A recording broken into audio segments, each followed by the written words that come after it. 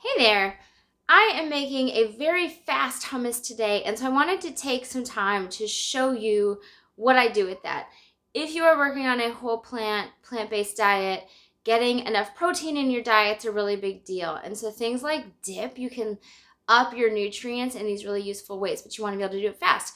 Even if you're not on a whole plant-based diet, you want a dip that's kind of healthy for you, that you kind of know where it came from, right? And so a lot of dips can have just a lot of ingredients. It can be really difficult to get it all together, keep it all on hand. You gotta roast something. This happens in the blender really, really fast. So what I've got going here is 2 cans of chickpeas, garbanzo beans, lightly drained. You can use the liquid. You need a little liquid, so that's good. Then I'm gonna take sesame seed. So normally people would use tahini, but you don't need to if you have a high-speed blender. And I'm going to use a 1/4 cup in here. You could also use sunflower seeds if for some reason you know somebody who's allergic to sesame seeds, as I do. I once did that, and it worked beautifully. Most recipes do not call for this much lemon juice. I'm going to use a 1/4 cup of lemon juice. I like that. I feel like it adds something to the flavor, but it's up to you. You could use as little as a tablespoon and just supplement with more water. I'm going to use a teaspoon of basil because I like the flavor of basil. And this is the great thing about hummus is you can mess around with your flavor profile. A lot of people like paprika in their hummus. I don't really care for it. That was a teaspoon of salt. And the original recipe called for a clove of garlic. I'm using a teaspoon of dried garlic powder.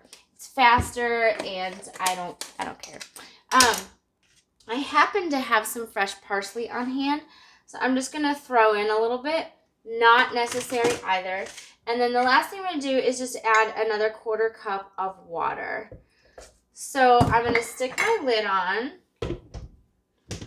and I'm going to slowly go. And everything starts to blend. And it's going to always need help with this particular thing. So I'm going to take the lid off and give it the help it needs. And then I'm going to add water to get the consistency that I want.